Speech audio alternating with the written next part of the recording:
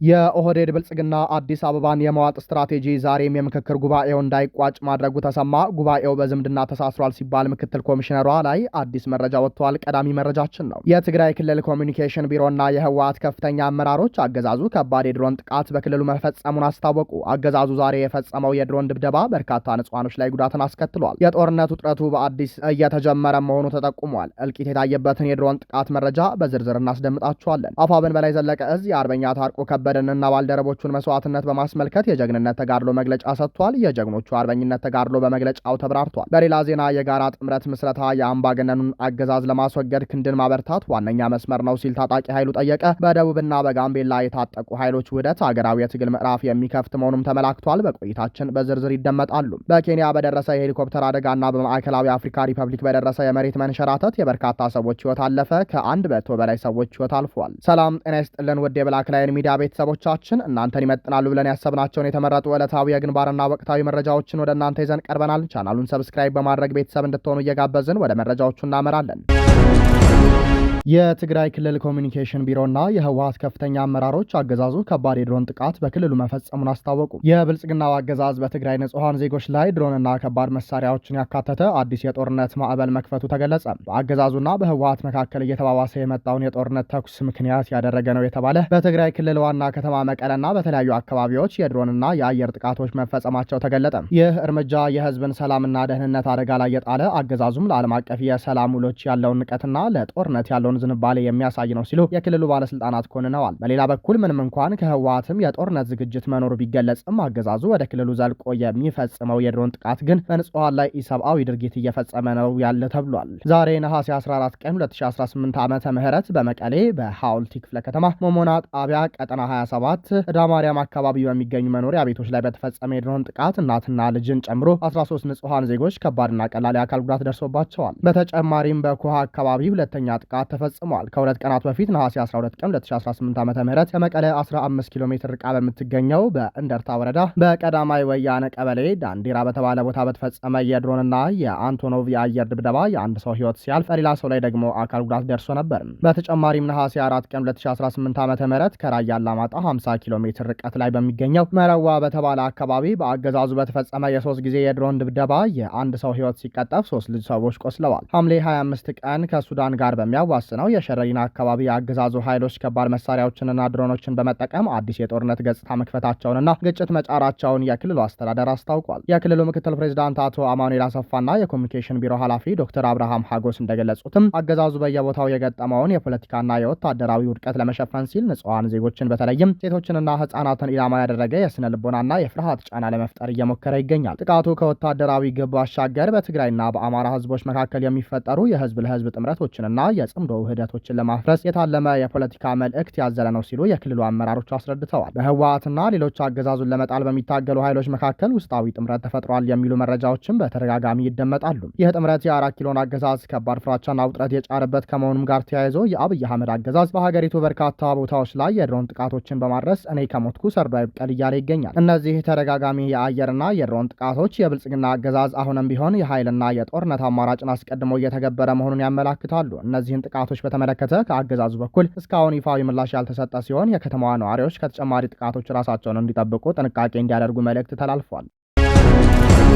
አፋብን በላይ ዘለቀ እዝ የአርበኛ ታርቆ ከበደና ባልደረቦቹን መስዋዕትነት በማስመልከት የጀግንነት ተጋድሎ መግለጫ ሰጥቷል። የአማራ ህዝብ የሚያካሂደው የህልውና ትግል ማህበረሰባዊ፣ ታሪካዊና ፖለቲካዊ መብቶቹን፣ ማንነቱን እንዲሁም የደህንነት ዋስትናውን ለማስከበር የሚደረግ ሁለገብ እንቅስቃሴ መሆኑ ይታወቃል። ይህ ትግል በተለያዩ ጊዜያት በህዝቡ ላይ የተፈጸሙ ማንነትን መሰረት ያደረጉ ጥቃቶችን፣ መፈናቅሎችንና ስልታዊ የፖለቲካ እና ኢኮኖሚ ገለልተኝነትን ለመመከት ያለመ ሲሆን በዋናነት የእኩልነት፣ የፍትህ፣ የታሪካዊ ርስት መከበርና ለገዛ ሀገሩ በሰላምና በክብር የመኖር መብቱን ማረጋገጥ ማዕከል ያደረገ ነው ሲል እዙ በመግለጫው አውስቷል። በዚህ ፍትሃዊ ትግል ውስጥ አርበኛ ታርቆ ከበደና አብረውት የተሰለፉት የቁርጥ ቀን አርበኞች የተቀናጀ ህልውና ውጊያና ስትራቴጂያዊ አመራር በመስጠት የላቀ የውጊያ ብቃት፣ የደፈጣ ስልትና የጽናት አርአያነታቸውን ያስመሰከሩም የወታደራዊ መስዋዕትነት ተምሳሌቶች ነበሩ ብሏል። አርበኛ ታርቆ ከበደ የግል ህይወቱን፣ ስራውንና ቤተሰቡን ወደ ጎን በመተው ሙሉ በሙሉ ለህዝቡ ህልውና ሲል በግንባር ቀደምትነት ተሰልፎ ተዋግቷል፣ አዋግቷል። የሜዳ ላይ ግዳጅን ከመወጣት ባሻገር አሃዶችን በማደራጀት የስነ ስርዓትና የፍትህ የበላይነትን በማረጋገጥ በማረጋገጥ የሰራዊቱን የስነ ልቦና የበላይነት በመገንባትና ፈታኝ የመሬት አቀማመጦችን ለታክቲካዊ ብልጫ በመጠቀም የጠላትን እንቅስቃሴ የመግታትና የማክሸፍ የላቀ አዛዥነት ሚናውን ባለፉት 3 ዓመታት ያለመታከት መርቷል። በወታደራዊ ውለው በአመራርነቱና በህዝባዊ ድጋፍና ግንባታ ረገድ ያሳየው ቁርጠኝነትና የከፈለው ውድ ዋጋ በታሪክ ማህደር የማይረሳ የጀግንነትና የታማኝነት ማረጋገጫ ሆኖ ይኖራል። በተጨማሪም በጎንደር አንድነት የአመራርነት ስብጥር ውስጥ የእዙ ወታደራዊ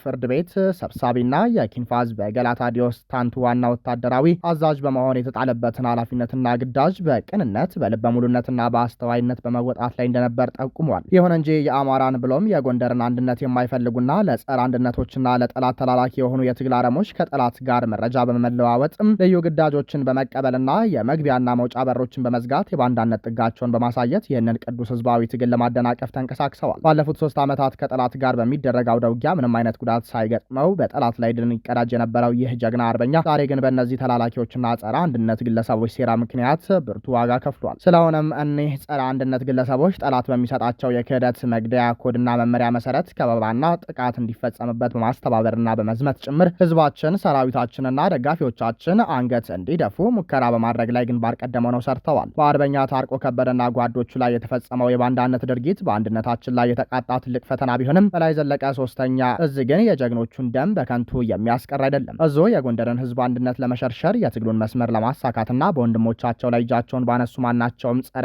አንድነት ግለሰቦች ላይ ያለምንም ማወላወል አስፈላጊውን እርምጃ የሚወስድ ሲሆን የአርበኛ ታርቆ ከበደና የባልደረቦቹ መስዋዕትነት ለአንድነታችን መጠናከርና ለህዝባችን ነጻነት መረጋገጥ ጉልበት ሆኖ ይቀጥላል ሲል በሰጠው መግለጫ ላይ አመላክቷል።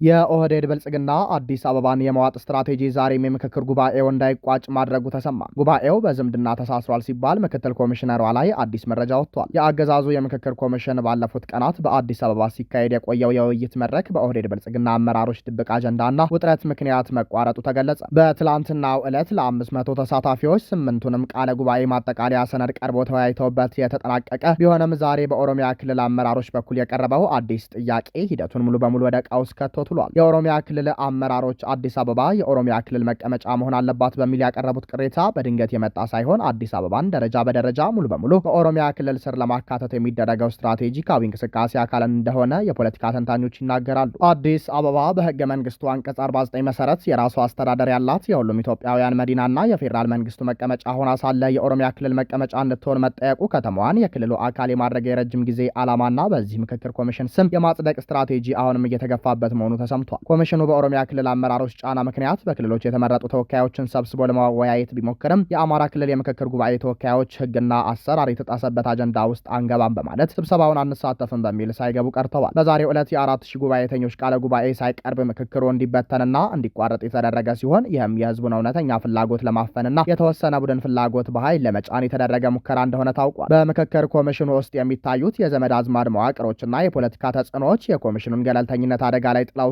ብላክ ላይን ሚዲያ ባገኘችው መረጃ መሰረት የምክክር ኮሚሽኑ ምክትል ኮሚሽነር ሂሩት ወልደ ማርያም ኦዳ የአቶ አብነት ገብረ መስቀል ኦዳ የአጎት ልጅ መሆናቸውን ለማረጋገጥ ተችሏል። ይህ አይነቱ የጥቅም ትስስርና ዝምድና ኮሚሽኑ የህዝብን አደራ ከመወጣት ይልቅ የፖለቲካ ፍላጎቶችን ለማስፈጸም የሚደረጉ ጫናዎችን የመቋቋም አቅሙን አጠራጣሪ አድርጎታል። በአሁኑ ወቅት ውጥረቱን ለማርገብና ሂደቱን ለመታደግ በሚል ችግር ፈቺ ኮሚቴ ተቋቁሞ ቀጠሮ ለነገ የተሸጋገረ ቢሆንም የችግሩ ስር መሰረት የኦህዴድ ብልጽግና አዲስ አበባን የመዋጥና የህዝብን ፍላጎት የመጠቅለል አመለካከት በመሆኑ ዘላቂ መፍትሄ ያገኛል ተብሎ አይጠበቅም። የምክክር ሂደቱ የህዝብን ብሶት ከመፍታት ይልቅ የአንድን ቡድን የበላይነት ማረጋገጫ መሳሪያ እየሆነ ነው የሚለው ስጋት ተባብሶ እየታየም ወጥቷል።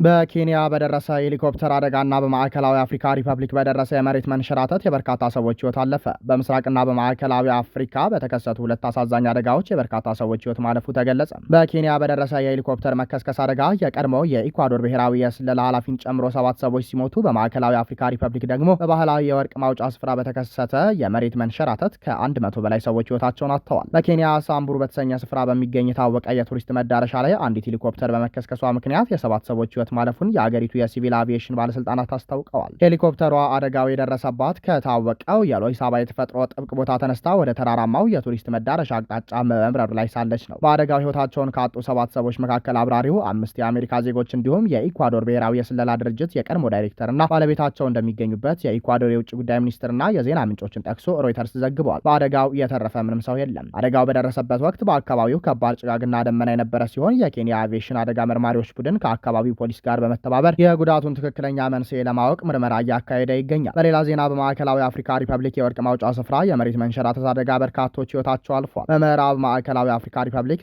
ከካሜሩን ድንበር አቅራቢያ በሚገኘው ዛምቦይ በተባለ የወርቅ ማውጫ ስፍራ በተከሰተ ከባድ የመሬት መንሸራተት ከ100 በላይ ሰዎች መሞታቸውን የካሜሩን ባለስልጣናት አስታውቀዋል። የካሜሩን ድንበር ከተማ ጋሯ ቡላው ከንቲባ አዳሙ አብዶ እንደገለጹት እስካሁን 107 አስከሬኖች ካናዳ ውስጥ የወጡ ሲሆን የነፍስ አድን ስራው የተከናወነ ቢሆንም የሟቾች ቁጥር ከዚህ ሊበልጥ ይችላሉ የሚል ስጋት አለ። በማህበራዊ ሚዲያ በተሰራጩ ቪዲዮዎችና በአካባቢው የነበሩ ማዕድን አውጪዎች በሰጡት ቃል ተዳፋት በሆነ ስፍራ ላይ የተሰበሰቡ ሰዎች ላይ መሬቱ ሙሉ በሙሉ ተንዶ ሰዎችን መቅበሩ ተገልጿል። ከሟቾቹ መካከል 3ቱ ካሜሩናውያን ሲሆኑ አስከሬናቸው ሊቀበር ወደ ሀገራቸው ተመልሷል። ከአደጋው የተረፉት ሰዎች ከማዕድን ማውጫው 50 ኪሎ ሜትር ርቀት ላይ በሚገኘው የባቡዋ ከተማ ሆስፒታል ሕክምና እየተደረገላቸው መሆኑ ተዘግቧል። የአገሪቱ